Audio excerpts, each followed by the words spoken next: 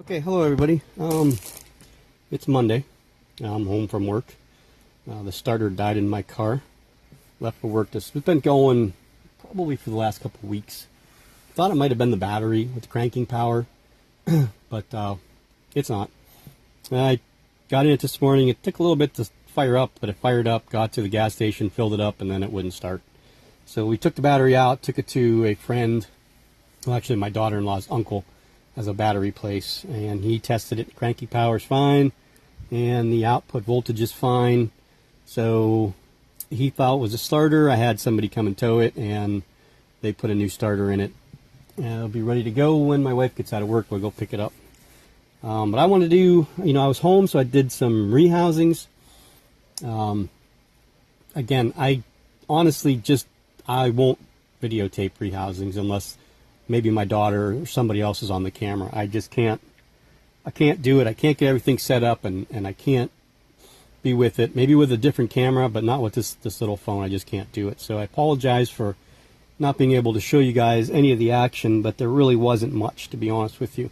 The first is the Heteroscodra maculata. I put into that enclosure I got on clearance at Target. Well, I'd love to get another couple of these. Another 2 would be great. But I have one more left. I think I'm going to put I'm thinking about the eBear Porosortoma. I'm not quite sure who I'm going to put in it yet. I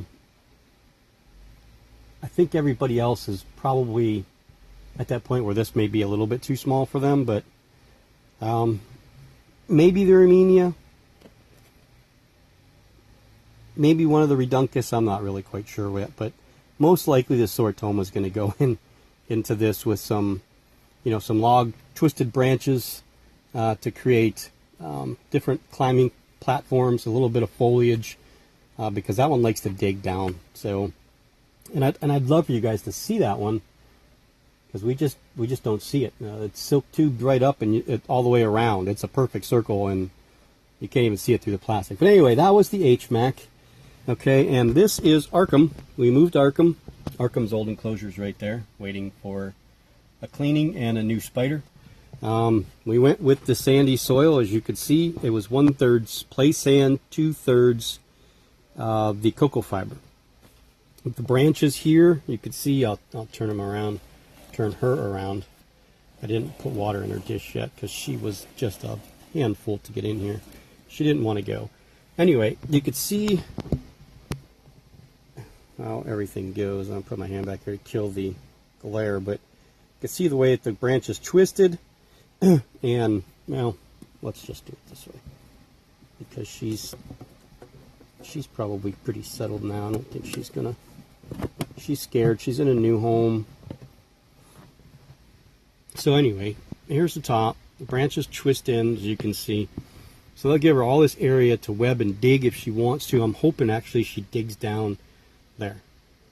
I overfilled this side with dirt, so I'm hoping maybe she'll dig a burrow down there and then have that entrance right there and then funnel tube everything else up. But put a little plant there and a little kind of shrub looking thing in the corner. I grabbed it. I forgot to clean it off. It's been sitting in one of my OBTs used that when they were a little sling. I threw that into a vial, and that's what they used to web their home around, but it needs to be cleaned off, and I didn't do it. But that's the first 2 rehousings, and I got to get labels done for her and for her. Here's the Grammostola pulchra. This one was not real thrilled about moving in here. This one molted 3 days ago. And for the last night, actually, it started. It has been constantly walking around its enclosure with its butt up in the air and then just full out running. And I thought maybe that there was something in the substrate that was bothering it. I wasn't really quite sure. So I decided I'm going to go ahead and rehouse it just to be on the safe side. It crawled out of the deli cup, across my hand, into here, crawled down across the wood there, right there, and then has now made its little home right there for now. So I'm sure we'll settle soon. You see that? Look at how perfect that fits on top of there. I could use a bunch more of those. I mean, you could put like even Asian species in here. If you just put a couple holes across the top and a few small holes down the bottom, you could fill it up real deep with dirt. And you could put Asian species in here, or even African species that are going to burrow down deep. And like a muticus would be good in one of these, you know, because they don't grow real quick. And they don't need a ton of space. I mean, mine's only, you know, about this big. Probably only about that big. Maybe a tad bit too big for this enclosure, you know, the squareness, but as a sling, probably would be perfect. So the next one is the Chilobrachys fimbriatus. I had one of these that I raised to about 2.5, 3 inches, and I sent it to my friend Vlad. So here's what the inside looks like. So we have a little bit of rocks in the corner with a piece of silk plant, some logs with some lichen on it, some leaf litter, and then cocoa fiber. There's a mixture of a little bit of vermiculite and then the organic potting soil that I use, Nature's Choice. You can see the webbing that it's already done. I made a starter burrow right there, and that's right where it went. It took off right for that thing and buried itself in there. So again, this one's not very big, maybe 3/4 of an inch, so this is going to be a good enclosure for probably a few handful of molts. Next up was a spider that didn't want to leave its enclosure. This is the Brachypelma homori, the Mexican pink. Straight cocoa fiber, some lichen bark, a piece of cork bark there, some logs in the corner of plant. It can go underneath if it so chooses. Right now it's hanging out right there. We'll see. This one's always, it takes a while for it to get used to its new home. I don't know why. This, you can see these sometimes they're not like completely perfectly level, so they'll kind of move a little bit, but I didn't actually have the fimbriatus lid on all the way. The next one is, you can see, where is that? Where did he go? Oh, here he is. I say he, generalized. This is the Chilobrachys species cane kraken. This is the bigger of the two that I have. Well, actually, they're pretty much the same size. I think the other one caught up to this one quicker than I expected. So this one took right to the moss.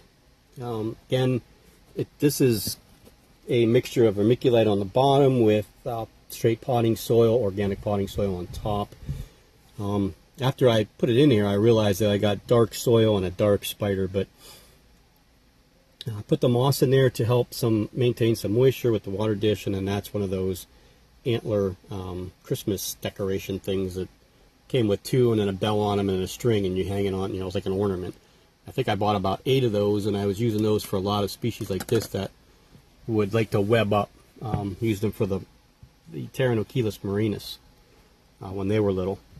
Here, this is probably just going to be a 1 molt enclosure for this. This is the Grammostola rosea. I put this into a baseball cube. Probably could have went into one of these, but it's okay. They don't grow all that particularly fast. She ate yesterday, that's why she's kind of big bottomed. I think just about all of the slings ate after. I fed those guys after the video, the part 2 video. I went ahead and just fed the slings and didn't videotape anybody. At that point I was tired. I just wanted to get tarantulas fed and not worry about filming. And that gets to be tough. As a YouTuber, you want to film everything, excuse me, but you have to draw a line someplace. And when you work full-time and you got kids doing activities, you know, and you're back and forth to, you know, your son's college, a couple hours away. You know, this week we're in Rochester for Eric's cross country, and it's just, it gets hectic and hard. And as much as I want to make great videos for everybody, sometimes I just don't want to do it. And the slings last night, I just didn't want to film. You know, that's just part of doing this. But this is the last rehoused. This is a Plesiopelma species Bolivia, one of my favorite spiders, just because, again, it's something different. Not a ton of people have them.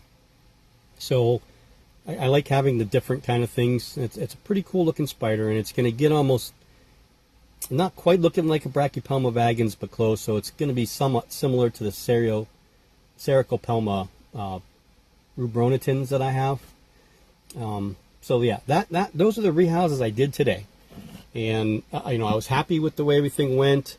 The GBB fought me a little bit. The Pulchra was okay. The HMAC was a little difficult. I used Petco's method from Dark Den with the hole in the cardboard to get that one in, and the GBB. Getting them out was no problem. This one, the GBB was a pain. It was just real tough to get that GBB out. Arkham didn't want to have anything to do with it. She liked her home, so hopefully she likes her new home a little bit better. She'll be good in there till she's about 3.5. Yeah, 3.5, maybe 4 inches, and then she'll go to her permanent home.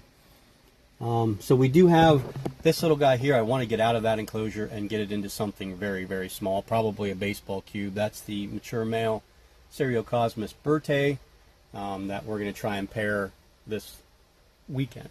So I have 1 softball cube and 2 baseball cubes left to transfer everybody. And then I have these things that I picked up at the dollar store, Dollar Tree, I think it was. They're not very big, maybe 1 3/4 inches, 2 inches long. They stack real nice, as you can see, so everybody that's in these little round things are going to go in there. So the Brachypelma vagans times 2 or 3, the Brachypelma amori and the Brachypelma albiceps are all going to go in here, and that way I can stack them on top of each other. I want to get rid of that, and then the Simonis in a round type of enclosure in the back, I want to get rid of that.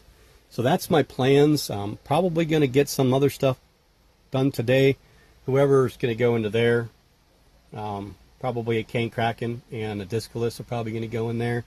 And then whoever's going to go in here, probably that guy right there, Brachypelma vagans. So that's what we have going on for tonight and what we had going on for today. So I hope you enjoyed the pictures of the rehousings. Again, I won't do rehousings on video until I have someone that can video for me, so I can concentrate on what I'm doing. Maybe we'll try it once with my daughter can video, and I'll do a rehousing. I just don't trust myself, my reflexes, and I don't want to lose anybody. Not that I don't want anybody loose in my house, I just don't want to lose anybody. So that's where we stand on that. Everybody else is doing great. So again, I hope this was a pretty cool video. I enjoyed making it. It was pretty much start to finish, no breaking in between. A lot of talking, a lot of showing. And have a great day.